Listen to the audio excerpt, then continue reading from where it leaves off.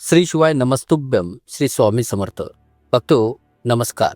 भक्तो, तुम्हा सर्व भक्तगणांना होळीच्या खूप साऱ्या हार्दिक शुभेच्छा. होळीच्या अग्नीमध्ये या 3 वस्तू कधी टाकू नयेत.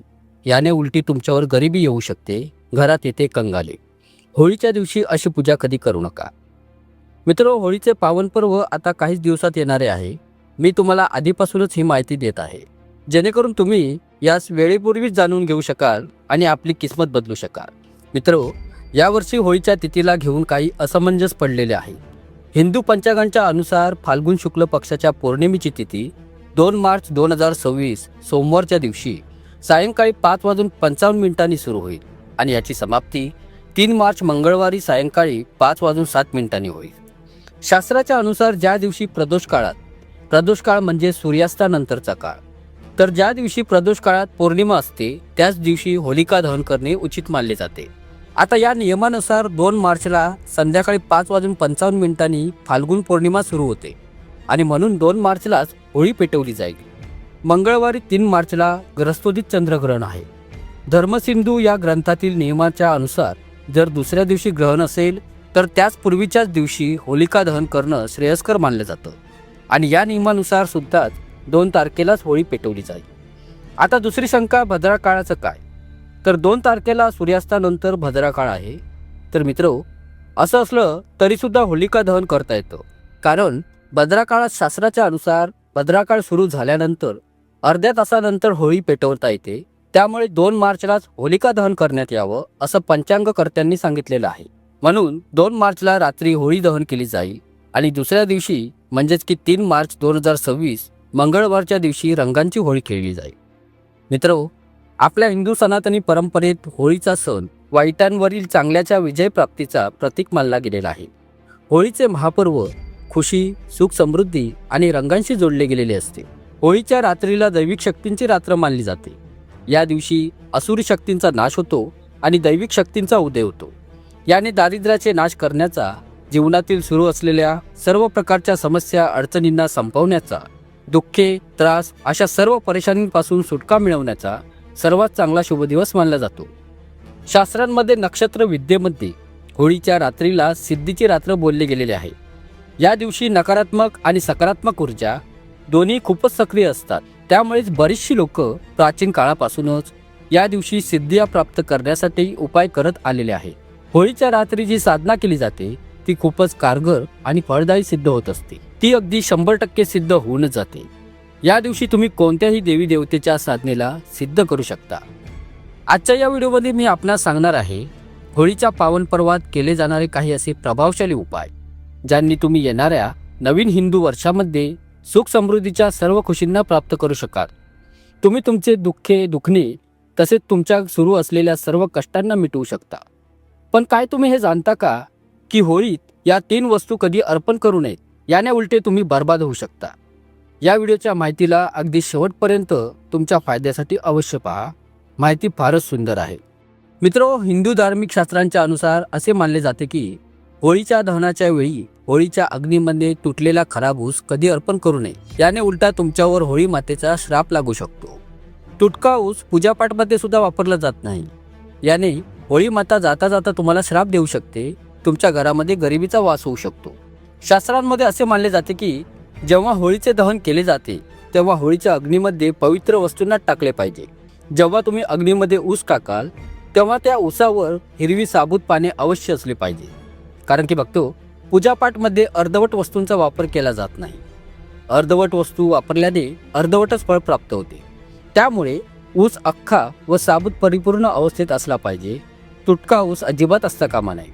हे नेहमी लक्षात असू द्या की होळीच्या दानापूर्वी आधीच घरामध्ये ऊस अवश्यच आणून ठेवा आणि ऊसांची संख्या 2, 5 किंवा 7 असली पाहिजे.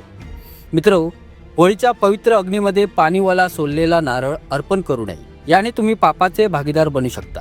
नेहमी अखंड सुखा नारळच होळीच्या अग्नीमध्ये अर्पण केला पाहिजे. पाणीवाला नारळ होळीच्या अग्नीमध्ये चुकून सुद्धा टाकू नका. होळीच्या दानामध्ये सुका नारळच टाकला पाहिजे, जो की तुम्हाला आता मी स्क्रीनवर दाखवित आहे. या नारळाला अग्नीमध्ये टाकण्यापूर्वी या नारळावर पूर्ण घरकुटुंब परिवारातील सदस्यांच्या हाताचा स्पर्श अवश्य करून घ्यावा. असे केल्याने होळी माता जाता जाता तुम्हाला धन वैभवाने मालामाल तसेच तुमच्या गरिबीला आपल्यासोबत घेऊन जाते. पाणीवाला नारळ तुम्ही तुमच्या पूजेच्या दरम्यान फोडू शकता, पण अग्नीमध्ये कधी टाकू नका. सुखा अखंड नारळ होळीमध्ये टाकल्याने स्वयं होळी माता तुमच्या सर्व समस्या व अडचणीच्या बाधांना आपल्यासोबत घेऊन जाते आणि अशा नारळाने अग्निदेव ही खूप प्रसन्न होऊन जातात. भक्तो, मानले जाते की होळी मातेला भोग प्रसादासाठी घरातील नैवेद्य अत्यंत प्रिय आहे. तर तुम्ही तुमच्या घरामध्ये जे काही गोड बनवलेले आहे ते होळी मातेला अवश्यच अर्पण करा. पण लक्षात असू द्या की पुरणपोळ्याच्या भोग प्रसादाचा नैवेद्य दाखवतेवेळी पुरणपोळ्यांची संख्या ही 3 असता कामा नये. एकतर 2 असावी किंवा मग 4, 5, 11 आणि 21 पोळ्यांचं तुम्ही नैवेद्य दाखवू शकता, पण यांची संख्या 3 असता कामा नये. तसेच होळीच्या दहनामध्ये तुम्ही गोड मिठाई बर्फीचा भोग प्रसादही नैवेद्य म्हणून दाखवू शकता. होळीच्या दहनामध्ये गाईच्या गोबरासोबत बनवल्या गेलेल्या शेणी, उपले अग्नीमध्ये अवश्य अर्पण केले पाहिजे. तसेच बघतो, होळीच्या अग्नीमध्ये तुम्ही हिरव्या चण्याची हरभरे, गहू भाताच्या पाती, कोणत्याही नवीन शेतीची पिके अवश्य अर्पण करा. असे केल्याने तुमच्या घरामध्ये अन्नधान्याची कमी कधीच होणार नाही. बघतो, शास्त्रांच्या अनुसार असे मानले जाते की जर तुम्हाला मासिक पाळी आलेली असेल तर अशामध्ये तुम्ही होळीच्या दहनाची पूजा कुणा दुसऱ्या व्यक्तीकडून करून घेऊ शकता.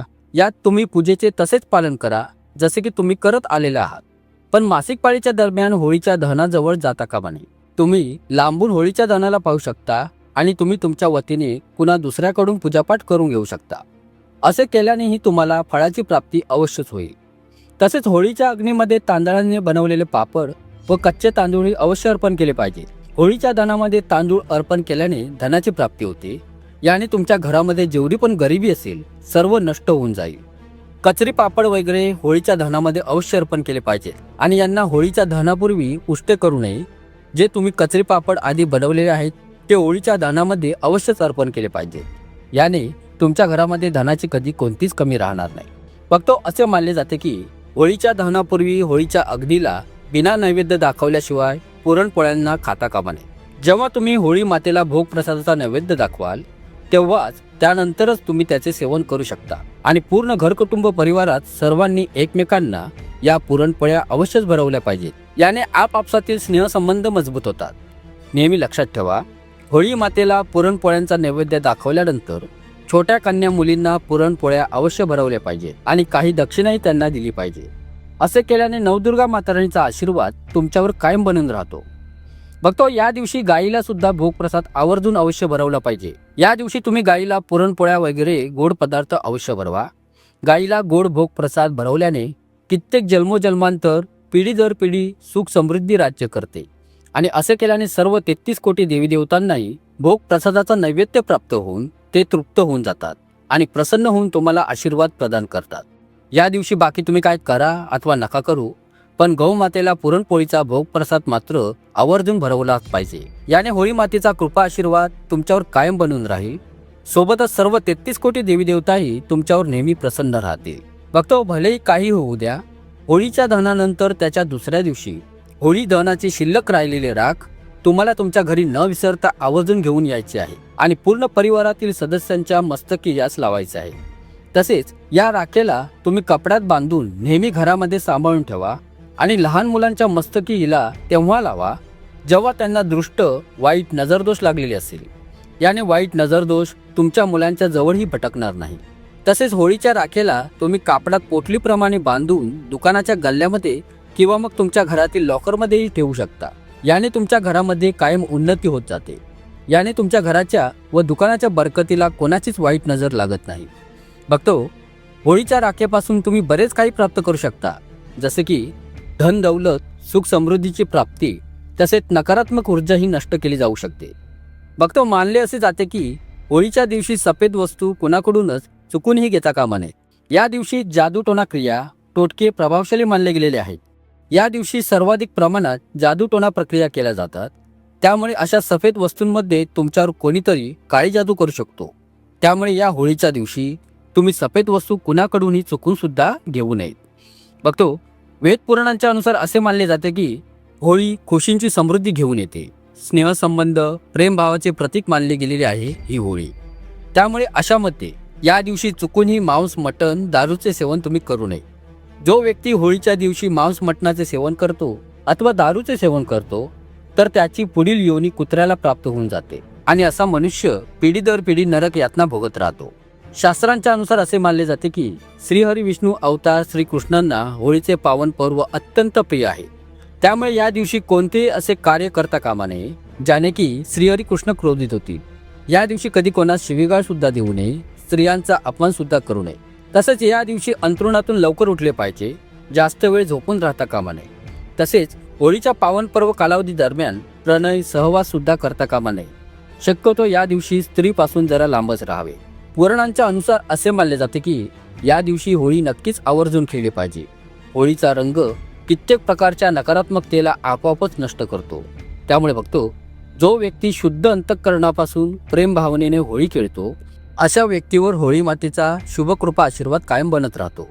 होळी एक पवित्र सण आहे आणि यास अपवित्र करणारी व्यक्ती कित्येक काळापर्यंत श्रीहरी कृष्ण देवतेच्या श्रापाचा भागी बनून राहतो.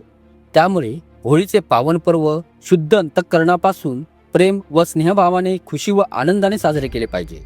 फक्त आशा करतो की तुम्हाला ही माहिती नक्कीच आवडली असेल. खूप खूप धन्यवाद.